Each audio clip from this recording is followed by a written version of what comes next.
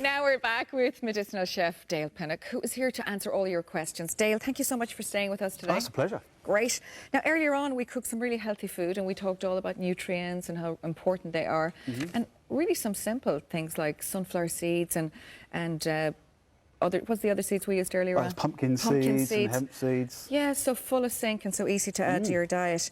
We have a lot of people getting in touch with us to talk to you today. We have, I think it's Marlies from Cork. Is that the right pronunciation? Yeah, that's right. You're right. How are you? I'm grand. And yourself, thank you. Good, thank you very much. Now, what's your question for Dale? I'll tell you no more. Or Dale. Hi, Dale. How are you? Hi, Marlies. I have an awful lot of medication that I'm taking constantly, and I feel very, very tired. And my sleep pattern is topsy-turvy. Now, I know at this time of the year you can be tired, but I'm constantly tired. No energy, and I need a bit of a boost. Can I ask you, Marlies, were you ill as a result of all this medication you're taking? Is it a result of some illness? Yeah, I had cancer, and I just finished 5 years of that drug yesterday. I have diabetes and I have blood pressure. A lot to contend with, but you sound good, I have to say now. Good woman. And I look good, they say, but I'm sure you do look good. We can't see you through the camera, but I'm sure you do. Okay, Dale, any tips? Well, obviously with big cocktails of drugs, it can make you feel quite drowsy. It's quite a complex thing to be dealing with. The best advice that I would give really is to try and make sure you get as much fresh, wholesome raw foods into your diet as possible. So really good, dense side salads.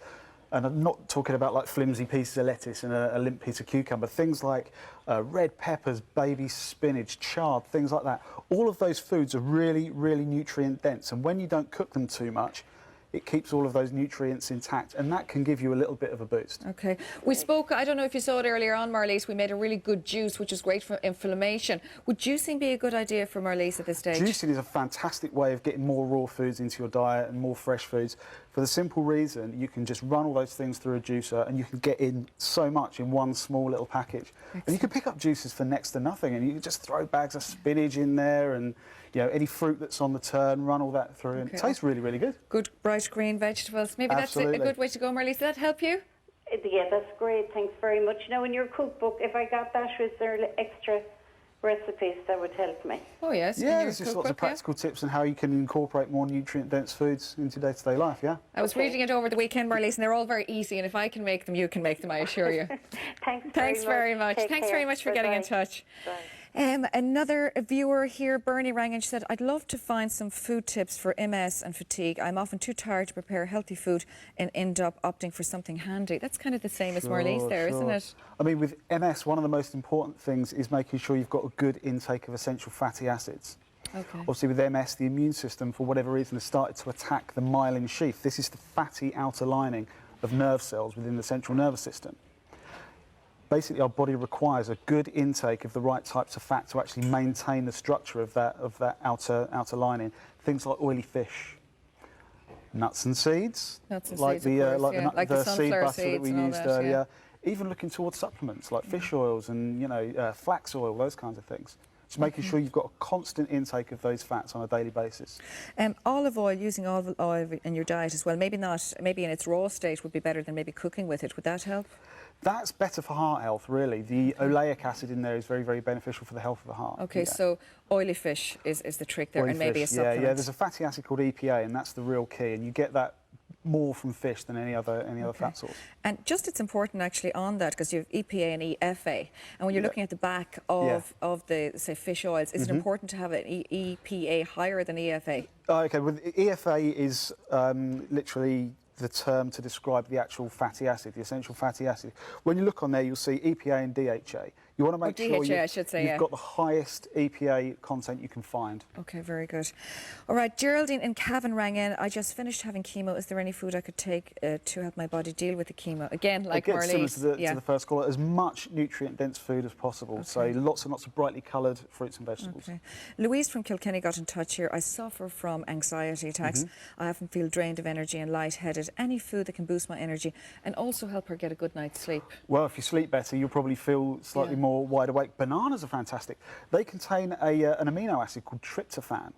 Of course, tryptophan's in turkey as well, isn't it? Absolutely, and tryptophan can cross the blood-brain barrier and then causes an elevation of serotonin within the central nervous system. Serotonin literally sets the clock, helps you to sleep Oh, very good. Much so better. maybe a banana sandwich or a few slices of turkey before bed is a good idea. Yeah, totally. Very good. Very simple, isn't it? Again, As very easy as that. practical. The good thing is, with a banana, you've got the natural sugars in there. You actually need a little bit of carbohydrate along with the tryptophan source to push it into the brain. So a bit of bread. So the banana's like everything together because it's got the natural sugars in it. So it's a complete source. Okay, Barb got in touch. She said, is there any food I could eat for underactive thyroid?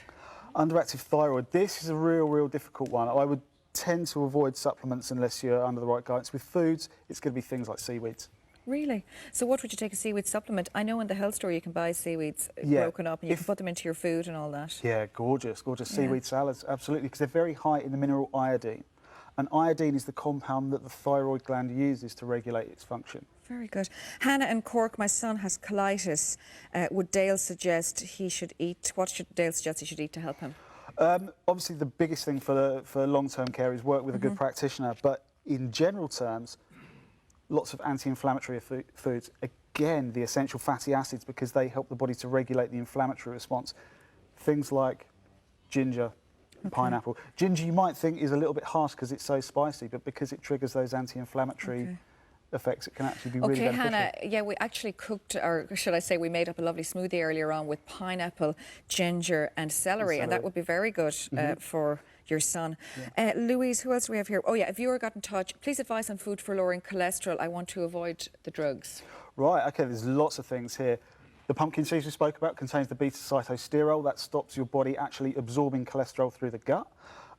Apples contain a soluble fibre called pectin, that again within the digestive tract will actually cause a permanent bond with the cholesterol and carry it out via the bowel. Shiitake mushrooms. Yeah, we never spoke. I meant to ask you, you're a big fan of mushrooms and shiitake mushrooms. Absolutely. There's a compound in shiitake mushrooms called erytidine.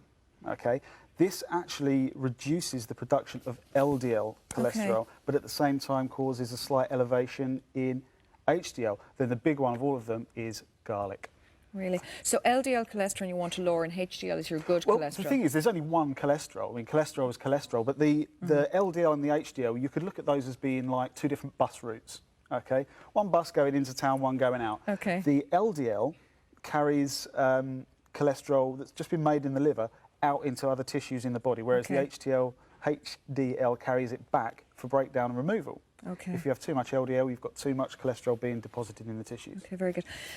On the subject of seeds, and we talked about pumpkin seeds and sunflower seeds, how much should one take every day of seeds? Is it a handful or smaller or what? Yeah, I mean, a handful a couple of times a day, really. I mean, it's very difficult to overdo them because they'll make you feel quite sick if you have too many because they're really rich, really dense. Okay. What about nuts? We hear so many different theories on nuts. We hear they're, good for you, but they're too high in fats. I know they have some good fats. They're good fats, yeah, absolutely. We shouldn't be fat phobic because we need fat. It's just the right types. Nuts, again, it's very difficult to eat too many because when they've not been cooked, they contain an enzyme inhibitor. It's something that the nut actually uses to survive in nature, to stop animals eating too many of them. Actually slows down some digestive functions. It can make you feel a little bit nauseous. If I was to ask you one superfood that we should all eat every single day, what would it be? Beetroot. Beetroot? Lowers blood pressure, increases digestive function, stimulates the liver. Okay, here we're all on the beetroot. Thank you so much for coming in. Medicinal Cookery, it is called Dale Pinnock. It is a really good read and you'll learn lots from it. Thank you so much. It's hopefully we'll pleasure. see you again on the show. So. Now that's it for today. Are you damaging your ears without even knowing? Why we're all becoming hard.